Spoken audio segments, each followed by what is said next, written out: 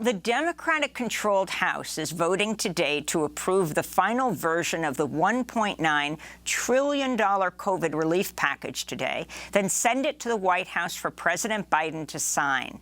Democratic Congressmember Pete Aguilar of California hailed the bill as the, quote, boldest action taken on behalf of the American people since the Great Depression.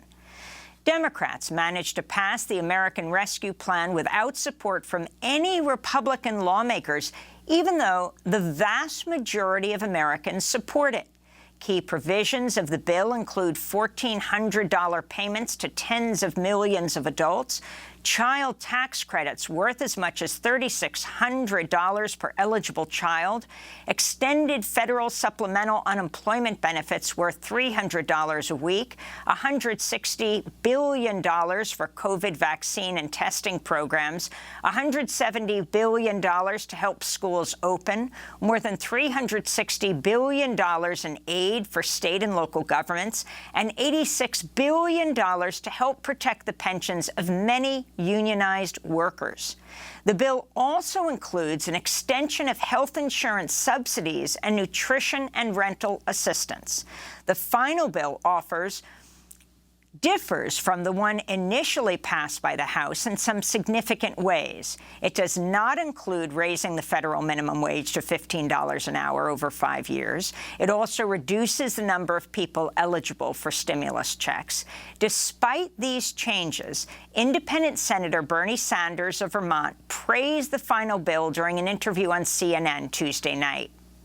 In my view, this is the most significant legislation for working people that has been passed in decades. What this legislation does, Anderson, is it addresses a crisis that this country has ignored for too long. We have one of the highest rates of childhood poverty of any major country on earth. This legislation will expand the child tax credit and lower childhood poverty in America by up to 50%. Yeah, we're going to pay attention to the kids in America, many of whom are struggling for a variety of reasons. This legislation says that in the richest country in the history of the world, people should not be going hungry.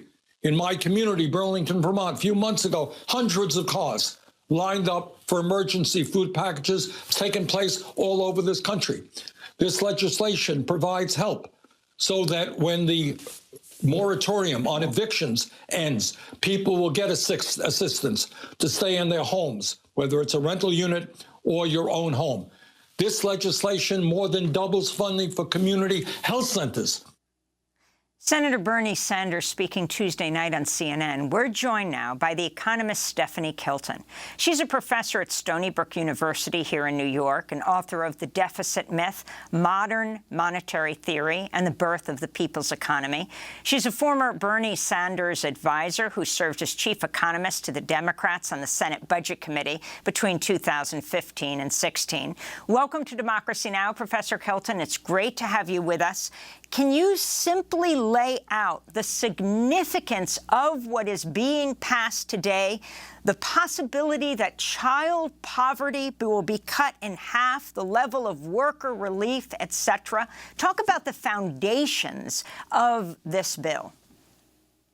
Yes, well, thank you for having me. Senator Sanders said it exactly right. This is a piece of legislation that recognizes the immense pain that exists all across this country, and it delivers help. I mean, President Biden has said help is on the way, and this piece of legislation is absolutely going to change the lives of tens of millions of people in this country, people who for the first time in their lives are going to see more money in their bank account at one time. They're going to be able to pay all of the bills that they have instead of trying to figure out which one to put off this month and how to try to catch up later. The legislation is groundbreaking. There's no question about it. And yes, it didn't include everything that progressives had hoped would be in this bill, but I think there is no denying that this is a major, major victory for the party and for many progressives who pushed very hard to make sure that the legislation sent the relief exactly where it was most needed. Well, Stephanie Kelton, could you be a little more specific in terms, especially of the what has to be the most the newest part and the potentially most far-reaching part is this child tax credit, and explain how it would work, because there had been a child tax credit passed in December in the last stimulus package, but this would extend it for another year throughout 2021 as a monthly payment per child to families in America. Explain the mechanics, and also it's only for last year and this year. What about the future? Yeah, you're right. So this is a temporary expansion and an increase as well. And so what many families are going to see is a check show up in the mail. And for each child, on average, people would be looking at something like $300 per child per month. It's a significant increase over what was done in the past, which was $200. And you're right to point out that it's temporary, and Democrats definitely hope that it will not remain temporary, that this is something that they can move forward to make permanent in the years to come. Because, a lot of countries have programs like this. They have a child dividend. They provide monthly support for families with certain income levels, and it's pretty generous. Most families will, in fact, benefit from this. So this is something other wealthy countries have done for a very long time. The U.S. has been a laggard in this respect, and so we're beginning to catch up with many other wealthy countries around the world. Sending direct payment to families with children allows them to, cover child expenses, which, of course, are incredibly high in this country. And could you respond to the criticism we've been hearing quite a bit from Republicans who've opposed this legislation, that there was a huge portion of this stimulus package which was aimed at bailing out state and local governments, many of whom they claim, like California, don't really need the support from the federal government? Could you respond to these issues of the aid to municipal governments and state governments in the package? Well, sure. So state and local governments have taken a hit. There's no question about it. And when the economy turns down and revenues fall off a cliff, state and local governments are in real stress because they are very reliant on tax revenue to cover the expenses, state and city services and so forth. So it isn't just a blue state issue. I know that's what Republicans like to say, that this is somehow a bailout for blue states. This is a bailout for governors who've mismanaged the public finances and overpromised with pensions and so forth. But the reality is that 6 of the 10 states most in need of federal assistance are red states. So this is going to provide relief for state and local governments across this country, red and blue. And it's just simply not the case that this is something that's only going to benefit blue states and governors that have mismanaged finances. Stephanie Kelton. There's also go ahead. There's Juan. also an expansion of the Affordable Care Act coverage, isn't there, in terms of providing federal subsidies for health insurance for unemployed workers? Could you talk about that part as well? Yeah, absolutely. This is a beefing up of the Affordable Care Act. It extends subsidies and makes it easier for people who are buying health care to purchase health care on the exchange. It increases the amount of support that you get from the federal government to buy health insurance. It caps the maximum amount that you have to pay out of pocket for health insurance at 8.5% of your household income. So this is, and it expands Medicaid. So there are all kinds of things that this piece of legislation does in terms of health care, providing state and local governments with some additional relief because the federal government is stepping up with more dollars for Medicaid and for expansions of the Affordable Care Act. If you can talk more about significant shift of what this means for the American people. And even though the Republicans aren't joining in and supporting this, there's actually little fundamental criticism of this shift. The whole idea of a kind of European socialism that's very well accepted throughout Western Europe. And the idea that, I mean, you have parents of 93% of American children, 69 million people will be getting monthly checks, you know, really particularly will impact the poorest children, children of color, though it will help most everyone in the country. And whether you think this can continue, which of course is the fundamental hope of many, not just a bailout this year, but a new model for guaranteed income, a floor for families in this country. I think so, Amy. I mean, it would be, in some sense, you know, it would be cruel to demonstrate that the federal government has the capacity with one piece of legislation to change the lives of tens of millions of Americans, to just lift half of all the kids in this country who are today living in poverty, will not be living in poverty in the coming weeks and months because of this piece of legislation. Now, so many of the provisions that we've been talking about are temporary, and that means that when they expire, if they are allowed to expire, those very same families, many of them will fall back into poverty. So what the government is doing with this bill is demonstrating that, in a sense, poverty is a policy choice, and that Congress can step up and change that with a piece of legislation, with a further commitment, with a doubling down on some of these programs that make them permanent and that demonstrate the government is committed not just to alleviating strain in a time of crisis, but to fundamentally eradicating poverty in this country. And I also wanted to ask you about the labor provisions in this $1.9 trillion package, the bailout for a long list of key labor pension funds and what this means.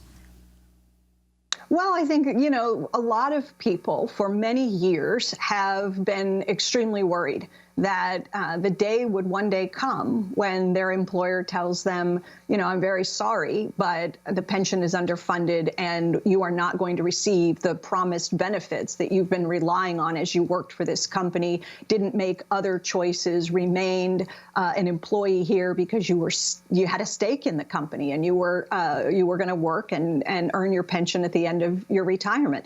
A lot of people thought, you know, it looks like there's going to be a possibility that states are going to renege on these promises, that they're going to cut pensions. And, you know, this may change that for a lot of workers who now can have a sense of security that, in fact, they are going to receive at the end of their working life the pension that they were promised. I wanted to ask you, the president is about to embark first on an address to the nation, then he's going to do some, in essence, campaigning around the country around the importance of this bill.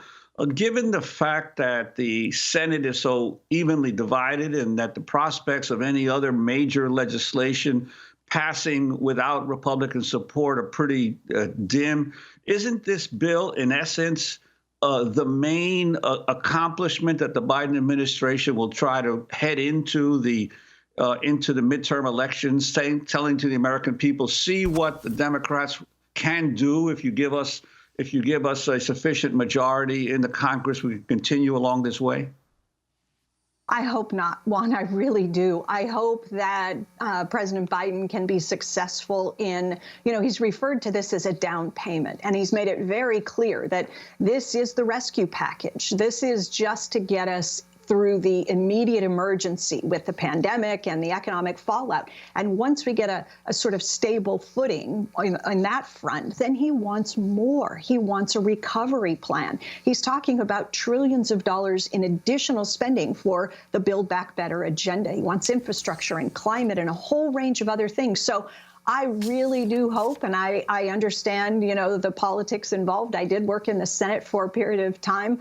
And I know it's going to be difficult. And I know that people like Senator Manchin have expressed a desire to get the next package on a bipartisan basis, to not rely on reconciliation to do that. He's talked about believing that somehow he can get to 60 votes, that he can get Republicans on board, even if it includes some tax increases to offset some of the spending. So that's where I get nervous. I don't see that as a very realistic path forward. I think if Democrats are prepared to come in with one more reconciliation package toward the end of this year and do it on in all likelihood, a party line basis, then I think that's the best chance. And then you've got a double whammy going into the midterms. And can you talk about the loss by progressives of including the minimum wage increase to $15 an hour over 5 years and how you see that being accomplished? Yeah, that one stung, obviously. That really hurt. Progressives are not giving up on this. You probably heard Senator Sanders talk about it in videos and in interviews in recent days. He said this thing is not going away and the fight is not over. And he promised that we were going to pass an increase in the minimum wage. He's not giving up on $15 an hour. I know, many Democrats and all progressives aren't giving up on that. So I don't know, Amy, how you get there. I really don't. I don't know that we're going to manage to see $15 an hour done on a standalone bill this year. Maybe we get, up to 11 in 2 years, and then we come back again with maybe picking up seats in the House and the Senate, and you strengthen the numbers, and then you go back and take another bite at the apple. I don't know how it will play out, but I think there are enough Republicans who want to raise the minimum wage. So we may get something, but, whether we get to 15 it's a tough fight. Also, we just talked in headlines about the recent naming of 2 antitrust leaders to top government positions. Tim Wu, who coined the term net neutrality, has argued for the breakup of Facebook and has been appointed to the National Economic Council. And Columbia law professor, antitrust scholar Lena Khan is expected to be nominated for a seat on the Federal Trade Commission.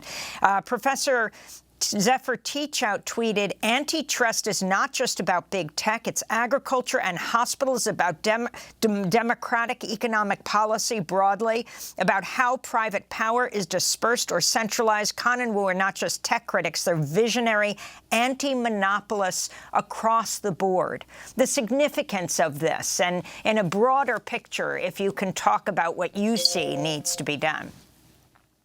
Well, I think it's significant. This is not my unique area of expertise, but I know that Zephyr does not hand out praise lightly, and that she is this enthusiastic about both of these individuals says a great deal. I think that, Biden's willingness to appoint people like this to positions like these strengthens the case that he is going to take seriously consumer protections and the, growth, the antitrust more broadly, but the growth of monopolies and pricing power and abuses and all of the rest of it. So I think it speaks well. I know there were some appointments early on that raised eyebrows and gave progressives some cause for concern. But I think this is a nice way to balance some of those. And the FTC appointment is obviously a very, very significant one.